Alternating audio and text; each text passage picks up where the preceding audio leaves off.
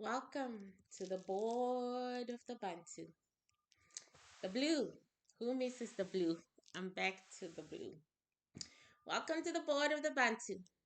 240 something million Africans walking the earth plus their progeny almost about 25 million. When I say progeny, I mean all those who were taken by boats and through slavery and all other ways and all other means. Those who make up Brazil, those who make up the United States, those who make up Canada, those who make up Europe, those who make up every single part of the world where their ancestors were taken by force, plus 240 something million who are still walking on the surface of Africa itself. This is their board. This is their culture, their history, their justice system, their religion, all in one. Well, you can see we're those kinds of people. We're very lazy. well, every well, all these people had all sorts of different, jurisdictions. We just put them under one board and we just said fly. Okay. So this is the board of the Bantu. And this particular board, the blue, belongs to the Casa of the Eastern and Western Cape. My ancestors said they were originally from Stellenbosch in South Africa, and I stand on that. So these are the Xhosa, the Jola from the Western Cape of South Africa.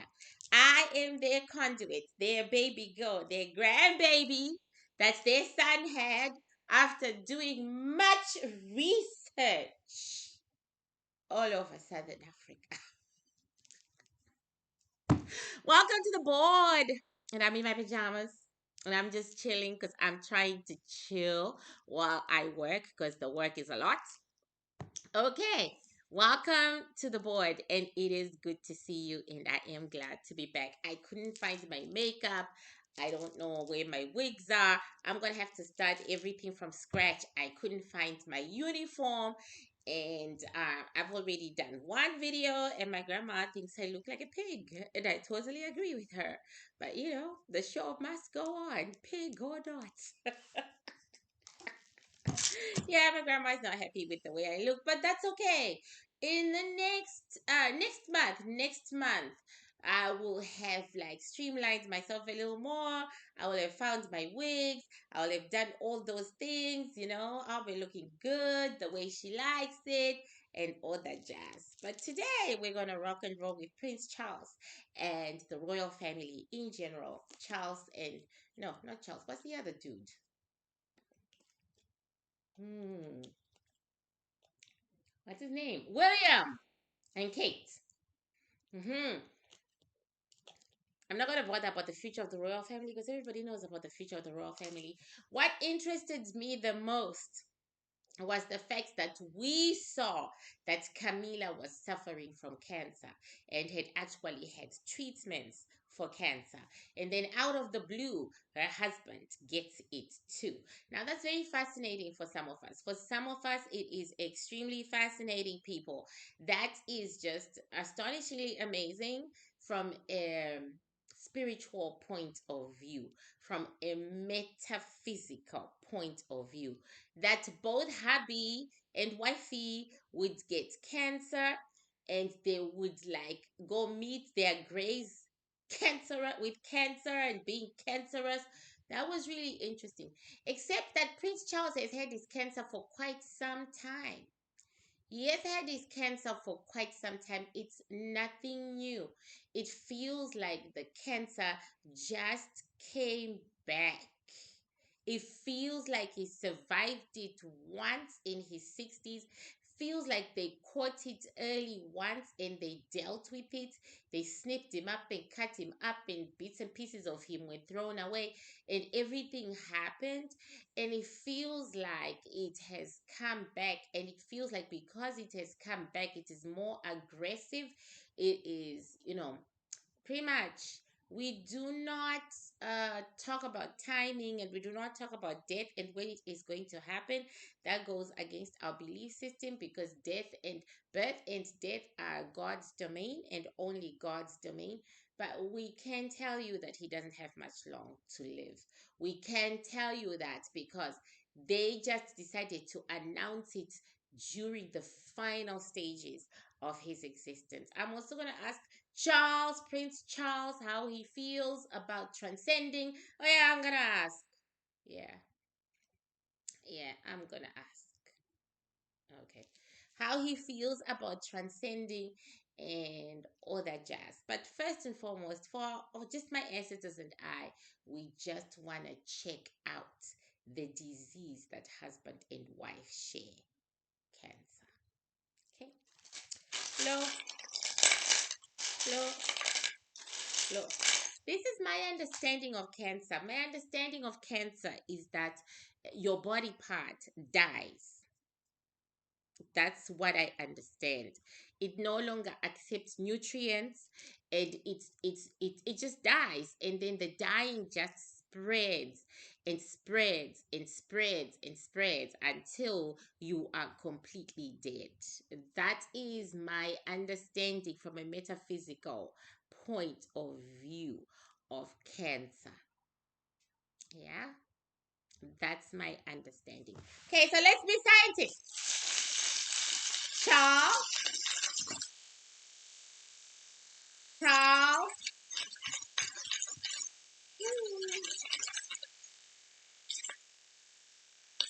Charles. Okay, so he barely made it into the plate as a blue energy, which is showing life. He is going to gray, then black or dark. And then when the actual transcension happens, the energy will change again, right? So we won't worry about the colors. This just shows that he is not well, because blue is health. Like, the healthy part of him is the blue part, and the decaying part of him is the dark part, just as we suspected, my ancestors and I, just as we suspected people. This is a cancer that's been there for a long time, and it just eaten up half his energy. So he didn't come into the plate. Yeah. He tried. He gave it his best shot, and that is why we don't read people who are ill. But I did it anyway because I'm a rogue these days. But we don't read them when they are ill because of that reason. He couldn't make it into the plate. He couldn't. He could not. So this is everything that God has withheld from him. A longer life, a beautiful daughter,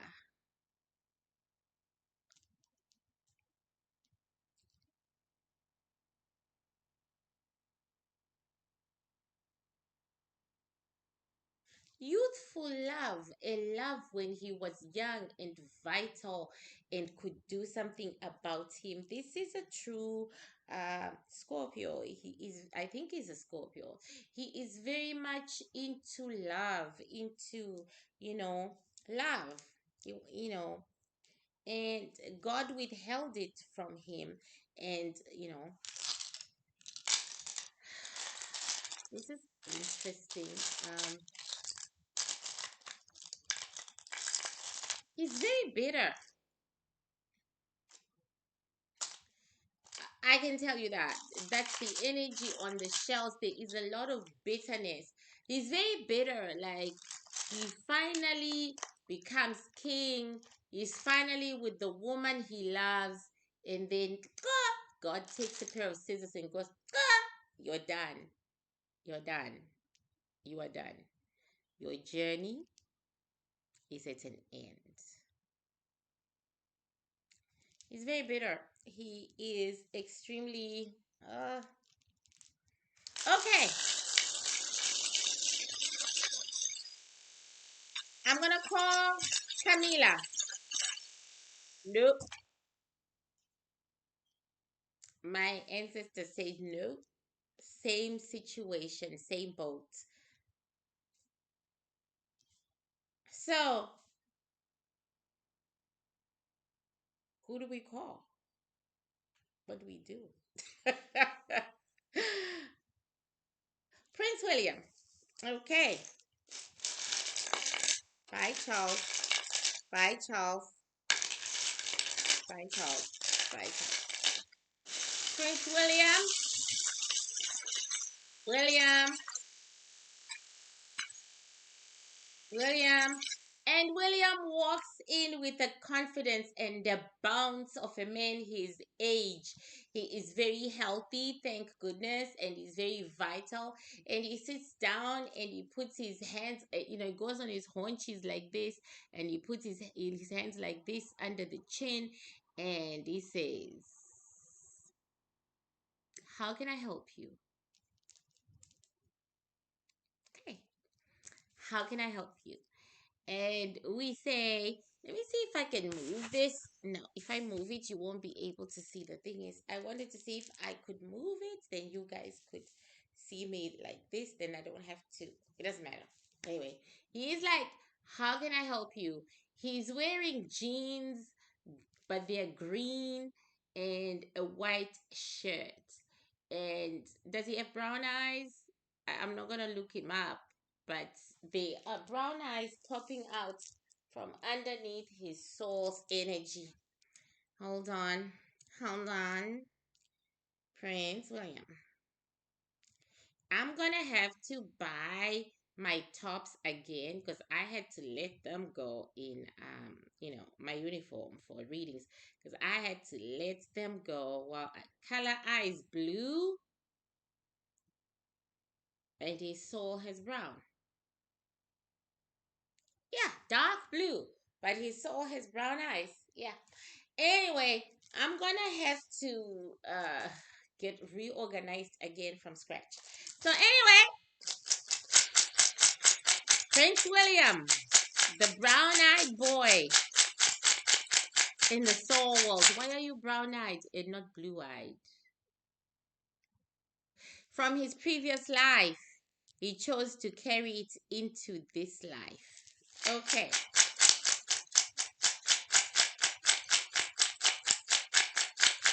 William, tell me about your father. William, tell me about your father.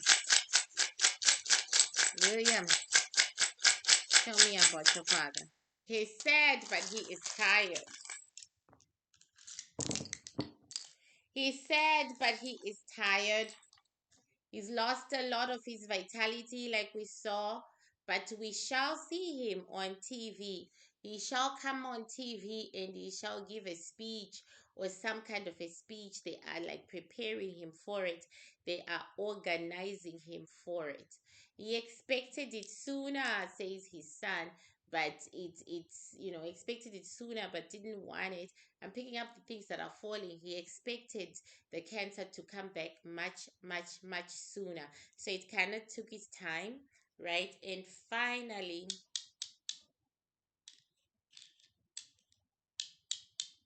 I'm just going to say it. He was ready to go. He is ready to go. There's an element of exhaustion to his life, like he's just tired of the whole thing. According to William, he's just tired of the bullshit. Okay, he's tired of the bullshit. So, what do we have here? We have a life that is half circled. He feels that his father is worried about his children and their future.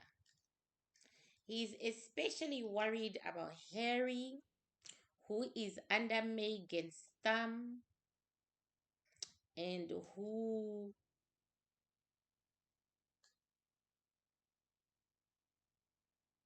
is the daughter. Something about Harry having an especially symbiotic relationship with his daughter, which is being controlled by his wife. Anyway, Charles is just being like a typical father-in-law. He's just like being a typical father-in-law, blaming the daughter-in-law for the son's actions, right? So he's worried about that. He's worried about his wife, whom he thinks is the most beautiful woman in the world.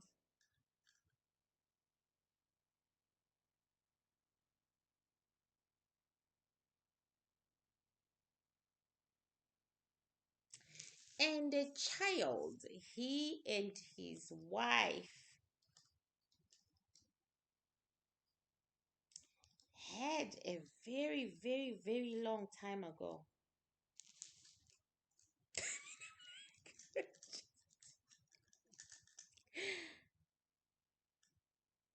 He thinks William is not all there. No, yeah, he thinks that William is not all there.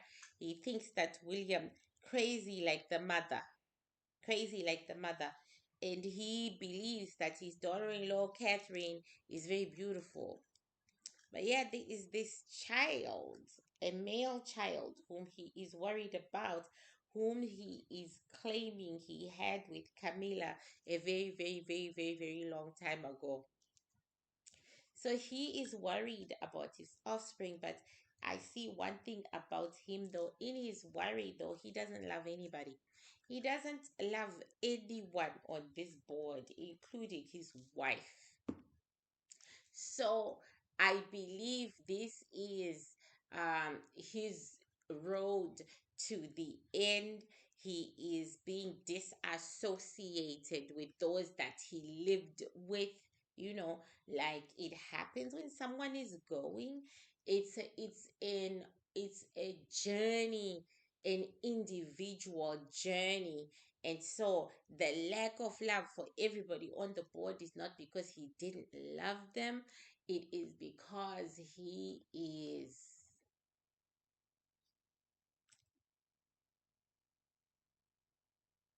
done. He is done. And the strings are being cut, cut, cut, cut, cut. It's not quite gone though. He's gonna give a speech. They are preparing him for a speech, and he is gonna give a speech to the British public and I guess to the world. He's gonna give a speech. So,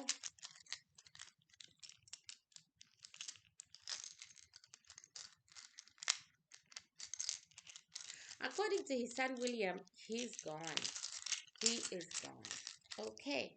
Let me call Catherine, who was not feeling well apparently and was in hospital. Catherine, eating disorder.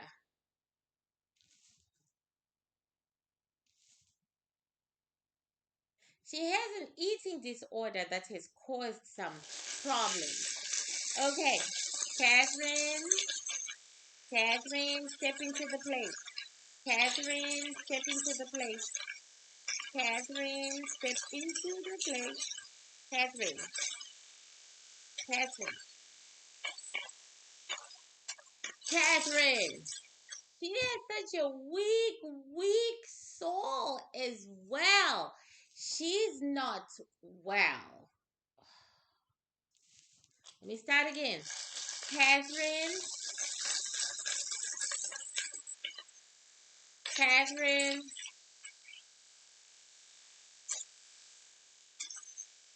Catherine.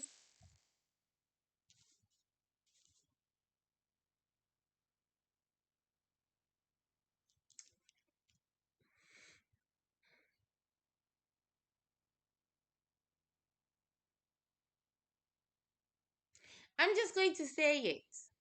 The anorexia is there for sure, but we're being told here that Catherine went into hospital because of an abortion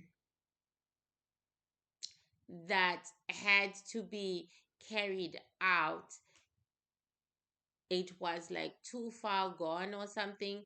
So I don't know, like they created a whole story around that, but she went into hospital for an abortion. I mean, there it is. That's what we got when we were shaking the plates. Okay. So anyway, Catherine is not in the plate too. She sick. It's something bigger than just we are gonna have to abort this baby, we're gonna have to remove this baby. It's something bigger than that, you guys. It's like ovarian cancer. It's something bigger. She will survive it though, but it's something bigger. It's like ovarian cancer. Like they had to take out a lot of stuff from a uterus, a baby included.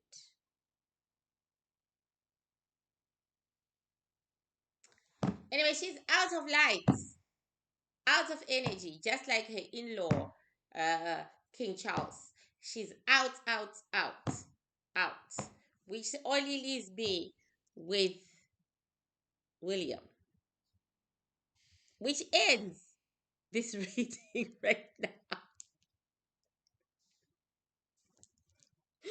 I'm so bored. Eh, well, you already know from the past readings that I'd say that like William is going to be the last king. He is going to be the last king. There will be no other king. Even if they won't, William is going to be the last king. And according to his father, Charlie, William is crazy. William has severe mental health issues that make him unstable. But they are not so unstable for him not to be a good king. Basically, William's personal issues affect his relationships with the people closest to him. And so, but not, that office of king.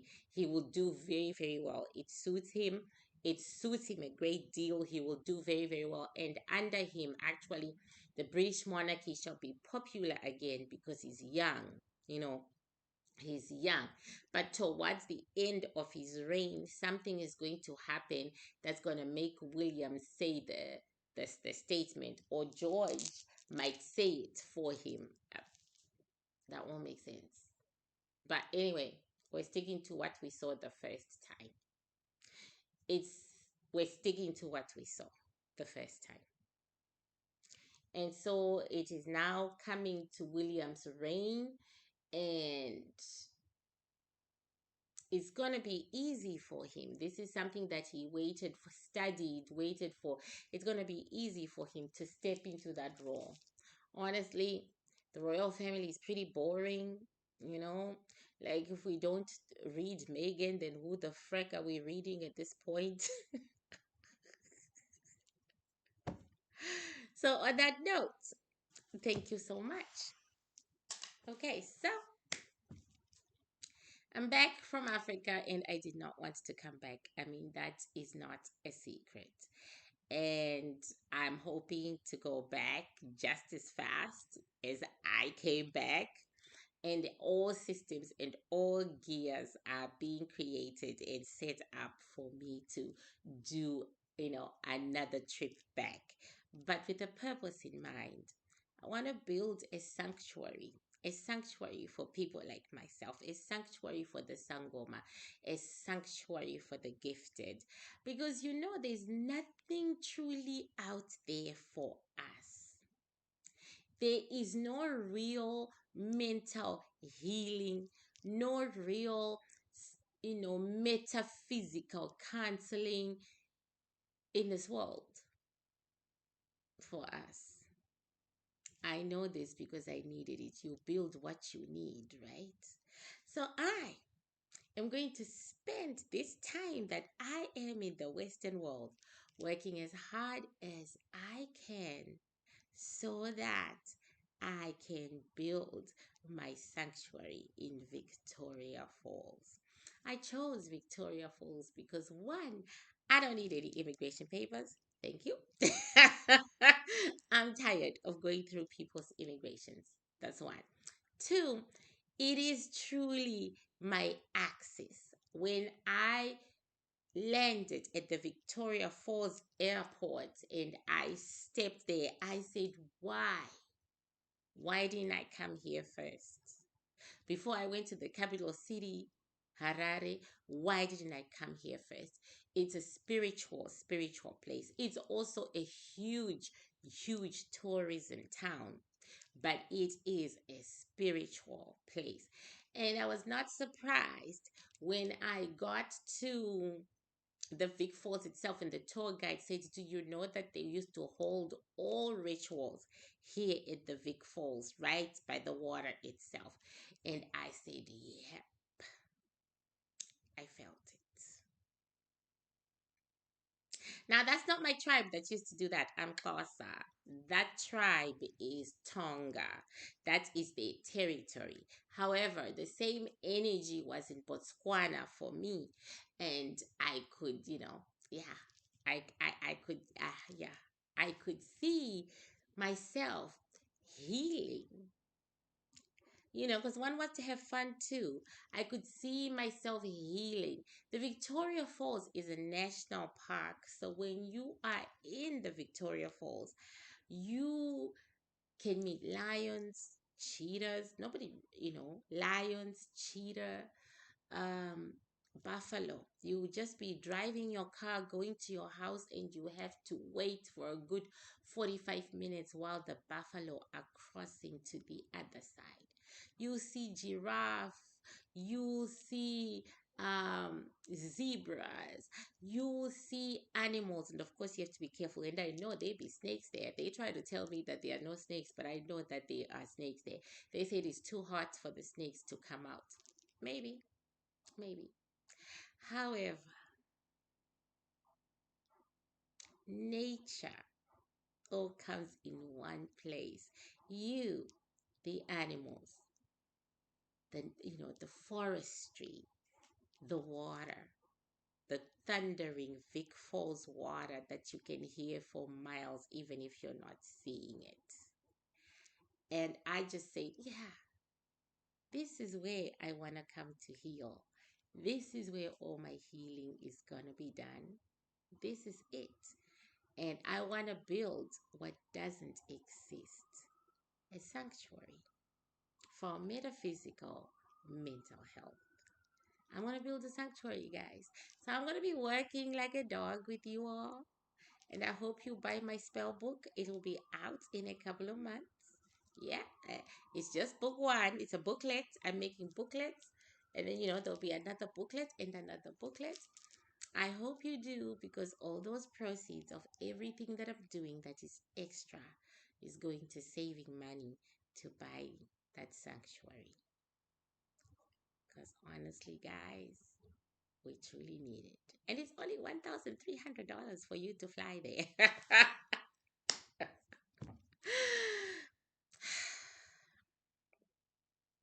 When I was traveling, everyone said this to me when they met me. Everyone. They quoted this sentence: be kind to yourself. And then I would laugh and they would laugh, because I never realized that a message that was coming from my soul to your soul, and she was also giving it to herself, would mean so much, right? So I am determined to constantly say it. So finally, be kind to yourself. Be gracious. Be gentle. Be forgiving. Know that this is your journey. This is your path. This is your road. No one else can walk it for you, and you walk it all on your own. But it's okay. No matter how hard it gets, you can still pick some flowers along the way. And hopefully, when you get to the end of it, you will have a huge bunch of flowers. So much so that you can't even see what's in front of you. more readings on my Patreon. Please join me on my Patreon. Much love. Yeah, I did Nicki Minaj and I did Nicki Minaj and Meg and somebody else. I mean, who knows? Please join me on Patreon and thank you so much. And it's good to be back. Hopefully next time I won't look like a pig, like my grandmother is saying. She says you look like a pig. I have to agree with her.